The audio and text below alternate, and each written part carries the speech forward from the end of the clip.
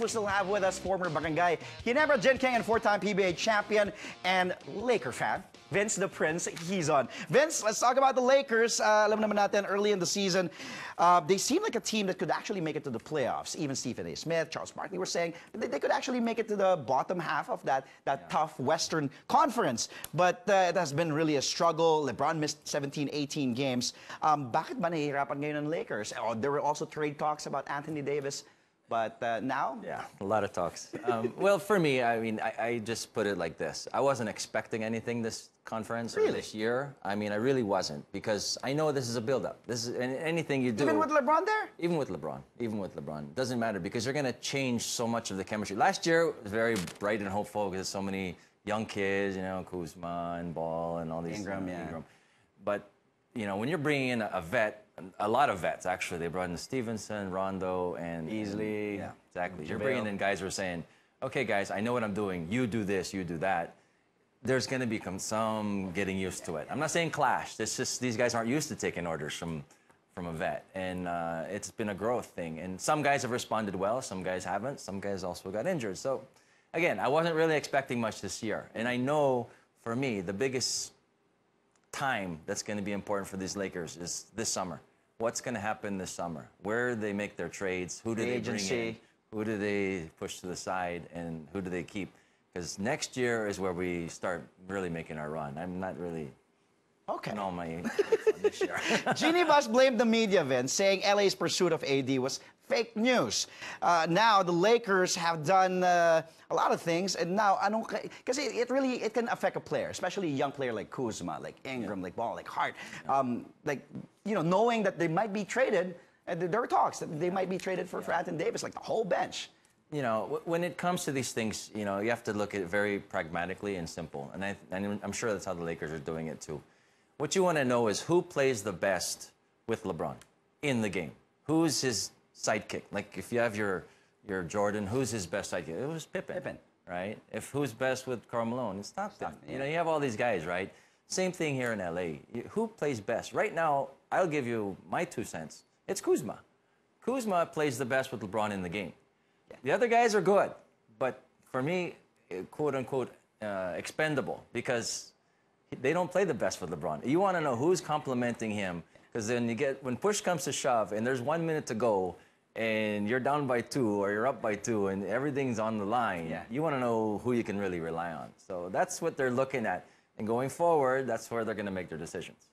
Do you also think that you know, the system got something, or the morale of the kids, or LeBron, or the young players? Do you think it was also affected after all that AD botched trade talk?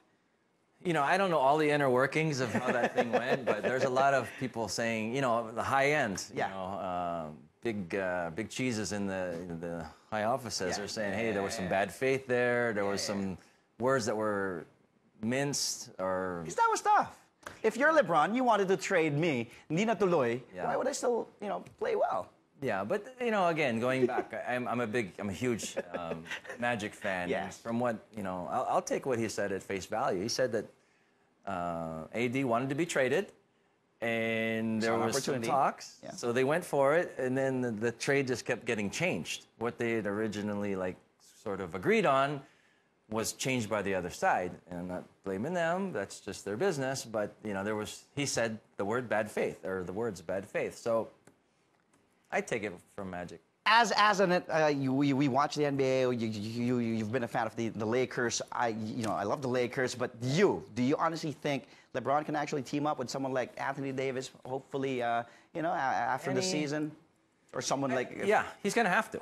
Eventually, LeBron's going to realize that, you know, he might be the biggest fish in, you know, the pond, but, you know, he's going to have to share it a little bit. And the teams that he's done well and he's won championships with, he's shared. I mean, if you look in Miami, he had Wade, he had Bosh, he had those other guys, right? And he wasn't always the guy that just did everything all the time. He had other guys step up. He's going to have to have the same. Kevin Love, Exactly. You're going to have other guys step up. To win in the NBA, you have to have, I always say, 3. You can't just have a 1-2 punch like in the 80s and maybe the early 90s. You got to have 3 now. So if you look at all the teams that have won, they always have 3 guys. I mean, even the Golden State Warriors, They have a lot.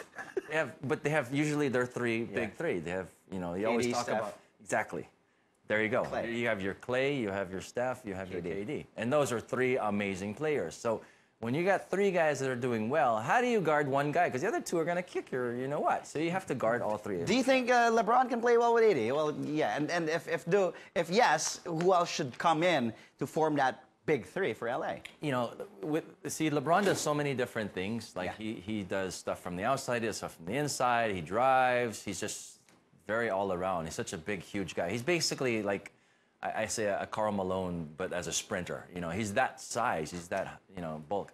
So he can do so many things. He's going to need to have a guy who fits, and complements that, So a guy like AD who can go inside and out would be great. But I'm not saying that's the only guy we could possibly go after. There might be others. But, you're going to have guys who have other skills. That's why I like Kuzma as well. Because he's tall. He's 6'9" plus. But he can shoot threes, and he really has a good head for the game, and he's only going to get better. Ingram, the same way. Ingram, for me, is a baby KD, as a lot of people have said, but he just doesn't have the strength yet. Give him a year. That's why I'm saying I'm not banking on this year. Let him get in the weight room all summer and take all his energy, whatever, his different protein drinks, and Vince, let him get bigger. Ang saya. It was fun having you on the show, talking about the PBA, Manila Clasico, and the Lakers. Thank you. And hopefully you come back again soon. My pleasure. I hope so. All right. Again, we just had former Barangay Ginebra Gin King, 4-time PBA champion, Vince the Prince Hizon.